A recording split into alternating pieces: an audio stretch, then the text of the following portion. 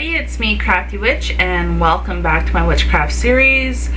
I received a email request to do a video or a response on flower magic, and so, you know, this could be a huge topic because there's, you know, hundreds, thousands of different flowers out there. So I'm only going to talk about 3 to begin with. And if you have anything specifically you want me to cover, just email me on YouTube or wherever, and I'll get back to you and hopefully make a video or whatever on that. So like, I've done videos in the past where I talked about you know, different plants and things like that, but this person wanted, you know, just specific flowers. So I would, for myself, I'd always make sure I had lavender on hand because it's great for a variety of purposes. It's wonderful for different types of actual healings. It's antiseptic. It's also an anti-inflammatory, so it's good for, you know, acne, that type of thing. It also helps to relax the nerves. It helps with regards to, you know, getting you mellow and calm for sleeping and that type of thing. Magically speaking, it's also great for attracting love into your life, peace, harmony. It has protective qualities. It's good for purification, longevity, things like that. So really, it's a great multi-purpose type flower that you can add to your magical cabinets, if you will. So I use the dried lavender, and I use both the flower form, right, the dried lavender, or I also use the essential oil form.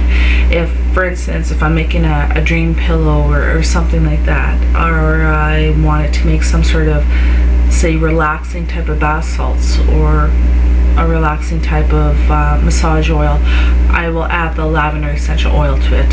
Okay. Moving on to roses. We can pretty much obtain roses at any kind of local florist, that type of thing. Roses, there are, you know, a lot of different species of roses, and over here where I'm from, we have what we call the wild roses, and they look totally different than the roses you see at your local florist shop. They just have the 5 petals to them, and we use roses in different ways, and we use different parts of that particular rose plant in different ways. For instance, you know, the root of the wild rose plant that grows around here, we make eye medicine out of that. We use a part of that root. We take just so much, not enough to kill a plant or anything, because I mean, this great big rose bush and whatnot, but we take so much of that root and we will boil it in water until the water is kind of a pinkish color, and we use that for treating eye infections. It stings like hell and it hurts, but it works really good on eye infections. So that's one of the ways we use that plant, and not necessarily just the flower part. Another thing to keep in mind is color, the power of color. Roses come in a variety of colors, you know, white, pink, purple, red, yellow. So each color has its own meaning, you know. So like red roses, you think about like love and lust and passion and, you know, that kind of thing. White roses are more like purity and, you know, innocence. Yellow roses would be like for like friendship, that type of thing. So if you're going to do magical workings, you can incorporate rose petals or a bouquet of roses or something like that into your magical workings. People also will add them to salads. I've seen people add you know, rose petals to their salads and things like that. So if you charge it with magical intent and whatnot, you can actually eat them. You can make tea from the rose plant and whatnot. It's great for tuning into goddess energy, the Virgin Mary if you're Christian. It's like a holy kind of plant, you know, and well, all plants are, but it's considered, you know, to be, you know, love and devotion and all that jazz. So yeah, that would be another thing that you might want to, you know, consider. You can go and gather roses. You can hang them upside down and let them dry, and then use the petals after.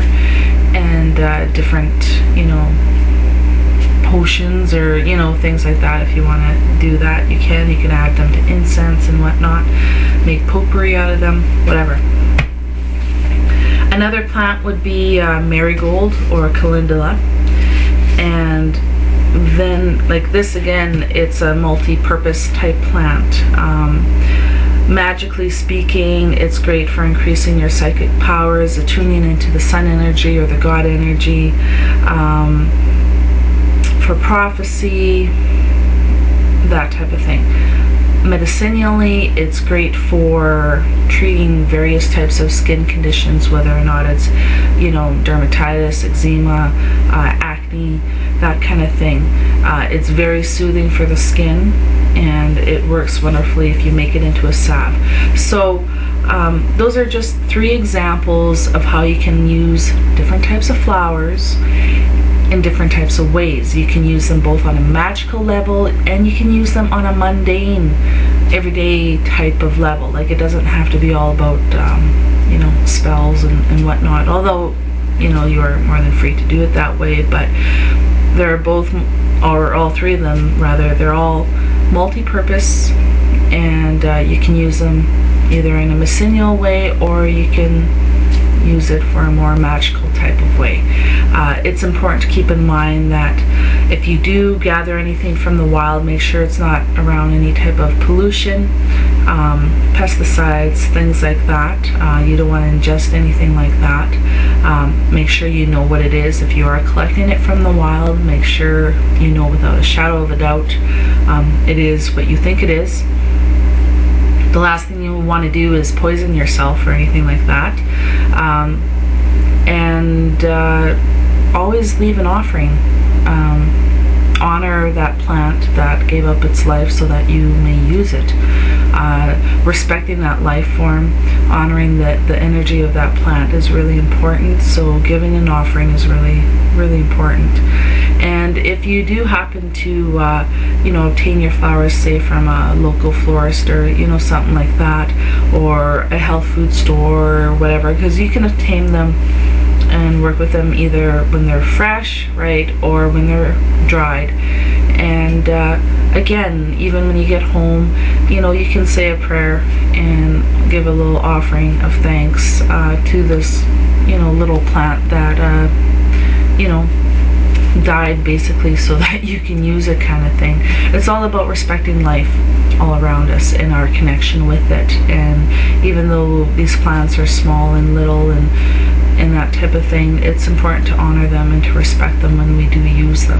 And to keep in mind that even plants that you might obtain from, say, your local florist, they might have some sort of chemical sprayed on them and stuff like that. I notice they tend to have kind of a weird kind of smell to some of the plants. Like if you get roses, say, from a florist shop, they just kind of smell weird, like artificial or whatever.